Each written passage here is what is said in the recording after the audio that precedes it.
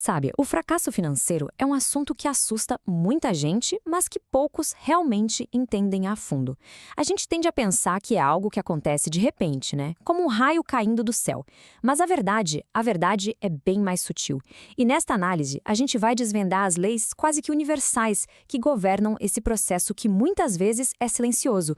Pois é, a ruína financeira, que os especialistas chamam de uma forma mais técnica de erosão patrimonial, na verdade é o resultado de pequenos errinhos, sabe? Coisas que se repetem dia após dia sem que a gente perceba. Pensa assim, são como pequenos vazamentos num barco. No começo ninguém nota, mas com o tempo, eles afundam o navio. E o mais interessante é que esse padrão se repete em qualquer escala. E essa é a grande pergunta que vai guiar a nossa conversa. A gente vai investigar essa ideia, essa hipótese, de que existe um tipo de padrão universal de erros, um código que funciona do mesmo jeito tanto nas finanças de uma pessoa comum quanto no balanço de uma grande empresa. Vamos começar a decifrar esse código juntos. Ok, vamos começar pelo campo de batalha pessoal, nosso dia a dia. As fontes que nós analisamos são bem claras. Elas identificam 5 erros estruturais que vão, bem devagarinho, destruindo a riqueza dentro de casa, muitas vezes antes mesmo que a pessoa se dê conta do que está acontecendo. A primeira armadilha, e talvez a mais básica de todas, é a falta de planejamento. Uma das fontes chama isso de gestão por percepção de saldo. A lógica é muito simples. Olhou a conta, tem dinheiro? Então pode gastar. Só que essa abordagem ignora completamente os boletos que vão chegar e aqueles pequenos ralos financeiros, sabe? Uma assinatura aqui, um cafezinho ali, que somados vão corroendo o patrimônio em silêncio. Em segundo lugar, vem o que podemos chamar de patologia do crédito caro. É o erro clássico de olhar para o limite do cartão de crédito ou do cheque especial e pensar que aquilo é parte da renda. Isso, meu amigo, aciona a arma mais letal das finanças. Os juros compostos trabalhando contra. E com as taxas que a gente vê no Brasil, o estrago é enorme. E olha só, o que esse slide mostra é a diferença brutal de custo. É impressionante. O rotativo do cartão passando de 400% ao ano, enquanto um crédito consignado fica lá embaixo. Uma dívida pequena no cartão pode virar uma bola de neve impossível de pagar em questão de meses. A matemática que não perdoa. E isso nos leva direto para esse ponto, que é crucial. A armadilha aqui é psicológica. A pessoa foca só na parcela, naquela que cabe no bolso todo mês. E aí ignora completamente o custo efetivo total, que mostra o preço real do dinheiro que foi pego emprestado. É uma miopia financeira que, no longo prazo, custa muito, mas muito caro. A terceira armadilha é a falta de uma reserva de emergência. Sem esse colchão de liquidez, qualquer imprevisto, por menor que seja, o carro quebra, um problema de saúde, vira uma crise.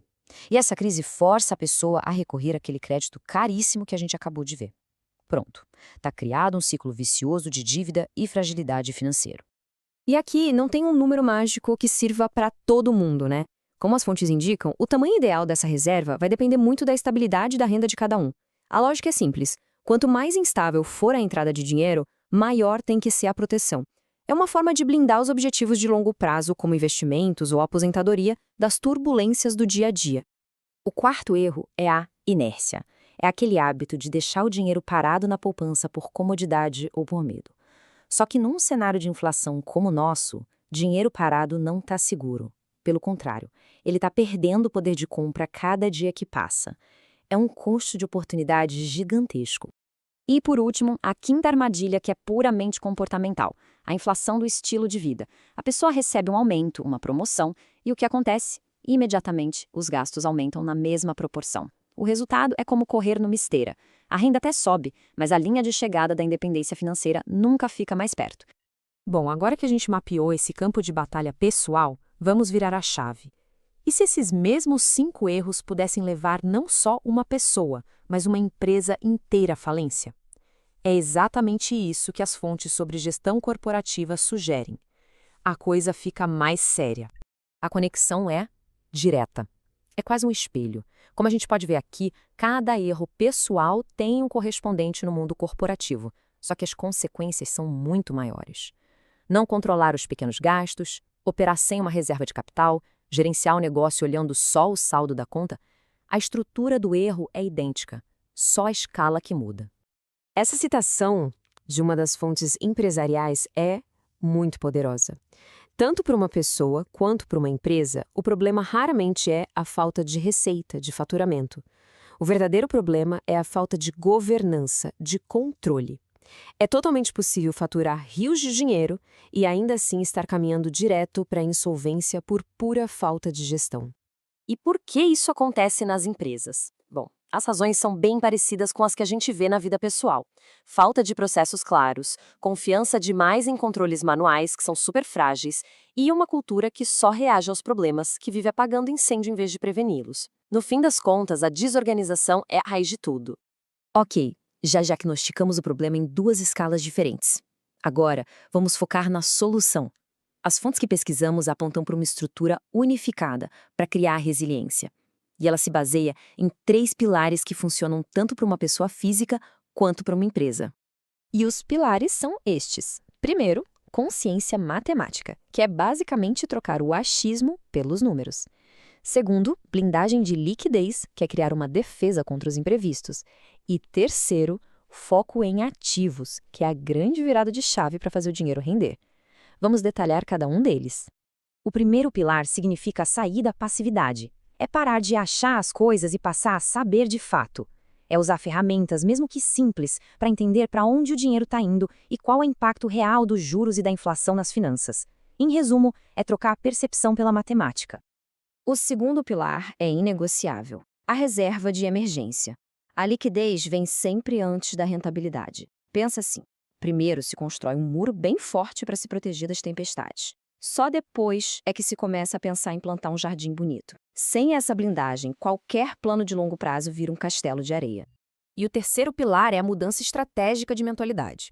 É parar de direcionar o dinheiro para coisas que só geram despesa, os passivos, como um carro de luxo, eletrônicos caros, e começar a colocar esse dinheiro em coisas que geram renda, os ativos.